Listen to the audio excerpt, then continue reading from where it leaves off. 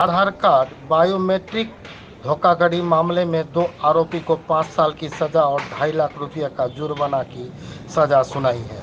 जुर्माना नहीं देने पर और 1.5 साल की सजा सुनाई है। ज्ञात हो कि 21 सितंबर 2023 को इस्लामपुर साइबर क्राइम थाने की पुलिस ने चोपड़ा के नारायणपुर इलाके में छापेमारी कर आधार कार्ड बायोमेट्रिक्स पर फर्जी तरीके से पैसे निकालने के आरोप में 3 आरोपियों को गिरफ्तार किया था। इस्लामपुर साइबर क्राइम पुलिस के तत्कालीन अधिकारी हाशमी अली रफसंजानी इस केस के आईओ है। उन्होंने आधार कार्ड धोखाधड़ी मामले में छापेमारी चलाकर 2 लोगों को गिरफ्तार किए थे। उस घटना में बड़ी संख्या में आधार कार्ड, फिंगरप्रिंट, कंप्यूटर और अन्य उपकरण जब्त किए गए थे। इस घटना में नाबालिग शामिल होने के कारण उस जुड़े मामला जुबिनियल कोर्ट में चल रहा है। आरोपी मुजफ्फर आलम और सैफुल आलम की गिरफ्तारी के बाद 2024 में इस घटना की सुनवाई शुरू हुई। इस्लामपुर सब डिविजनल कोर्ट के जज सौरभ कुमार जाना राय ने 5 महीने की सुनवाई के बाद सोमवार को दोनों आरोपियों की सजा का ऐलान किए हैं। অ্যাকচুয়ালি 21/9/2023 গত বছরে আমাদের একজন অফিসার এই ইসলামপুর সাইবার পিএসের ইনফরমেশন পায় যে একটি দোকানের ভেতরে শাটার ডাউন করে সেখানে একটা ক্রাইম হচ্ছে, অদ্ভুত টাইপের নতুন টাইপের একটা ক্রাইমটা কি না, তারা বিভিন্ন মানুষের আঙুলের ছাপ জোগাড় করে সেগুলোকে ডেভেলপ করে তারপরে তাদের অ্যাকাউন্ট থেকে টাকা তুলে নিচ্ছিল।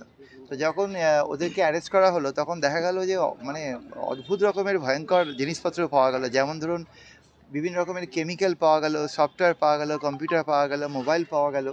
এরা যেটা করতো অ্যাকচুয়ালি, এরা ওই বিভিন্ন মানুষের অজান্তে তাদের বিভিন্ন রকমের দলিল, যারা যখন রেজিস্ট্রি করতে যেত বা কোনো জায়গায় গিয়ে সরকারি অফিসে বায়োমেট্রিক দিত, মানে আঙুলের ছাপ দিত, তখন সেইগুলো ডকুমেন্টগুলো ওরা অনলাইনে আপলোড করতো, অনলাইনে ডাউনলোড করার পরে ওই যে বায়োমেট্রিক মানে আঙুলের ছাপগুলো, সেই জেরক্স কপিগুলোকে ফটোশপের সফটওয়্যারের মাধ্যমে ওগুলোকে আর ফার্দার ডেভেলপ করতো, ক্ল্যারিফাই করতো।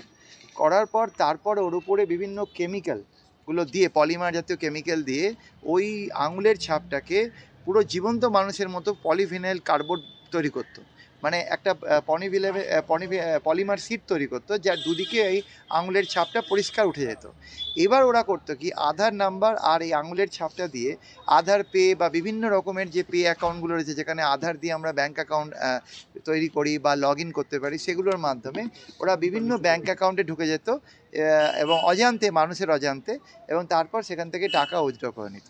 তো এই যে আমাদের একটা সেন্ট্রাল গভর্নমেন্ট সিস্টেম করতে চেয়েছিল যে আধার অ্যাক্ট, আধারটাকে আমাদের সমস্ত ডকুমেন্টের সঙ্গে, বিশেষ করে ব্যাঙ্ক অ্যাকাউন্টের সঙ্গে এনাবেল করা, এটা করতে গিয়ে দেখা গেল যে আধারের মধ্যে যে বায়োমেট্রিক ছিল, মানে আমাদের সবচেয়ে ইম্পর্টেন্ট জিনিস, সাপোজ ধরুন আজকে আমাদের এই ফেসবুকের পাসওয়ার্ড কেউ চুরি করে নেয়, আমি সেটাকে চেঞ্জ করতে পারবো, কিন্তু আমাদের আঙুলের ছাপটা এমন যে একটা মানুষের আঙুলের ছাপের সঙ্গে আরেকটা মানুষের কোনোদিন মিলবে না।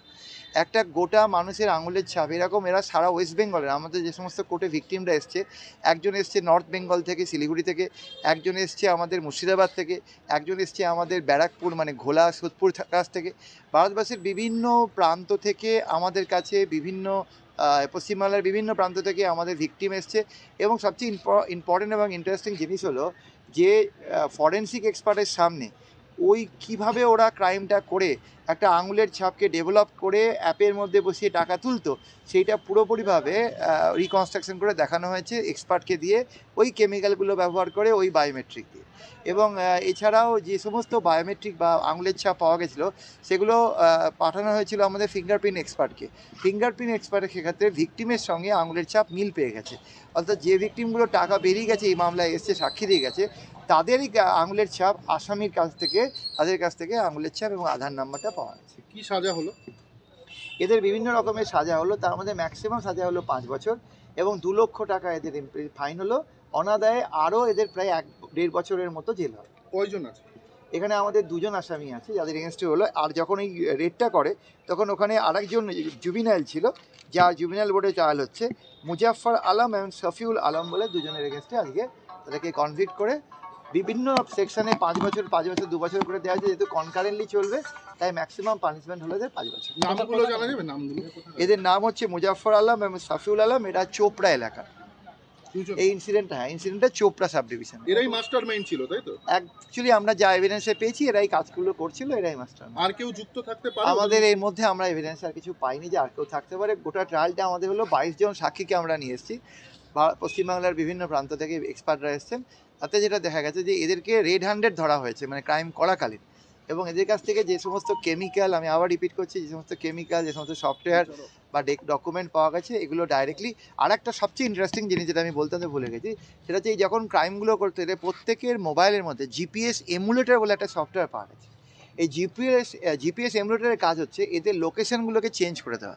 অর্থাৎ যখন ওরা টাকা উইথড্র করছে তখন এদের যে লোকেশনগুলো দেওয়ার কথা, ওরা ইচ্ছা মতন সেই লোকেশনগুলো দিয়ে টাকা তুলতে অ্যাসিড, যেন ওরা ইসলামপুরে নেই, পশ্চিমবাংলার অন্য প্রান্তে বসে আছে। কিন্তু ওরা ফেসে গেল কোনখানটায়, ওরা হুগলির এক ভদ্রমহিলার ডিটেলস ডকুমেন্ট কালেক্ট করে তার নামে 2টো ফেক অ্যাকাউন্ট তৈরি করে এবং সেখানে এই ক্রাইমের টাকাগুলো ওরা ট্রান্সফার করতো।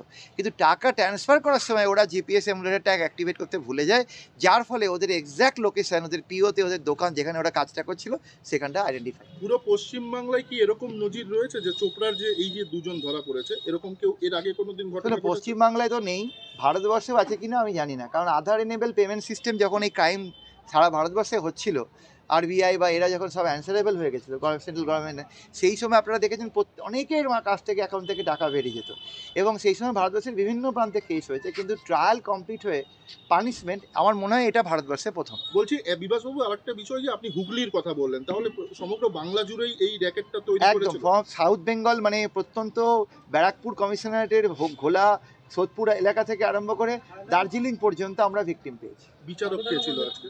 আমাদের বিচারক ছিলেন কি সৌরভ কুমার জানা, বিভাস চ্যাটার্জি। কত টাকার কি এখনো পর্যন্ত ওরা মানে কারচুপি করেছে? টোটাল অ্যামাউন্ট তো হিউজ, কিন্তু ইনভেস্টিগেশন তো এত বড় করা সম্ভব না।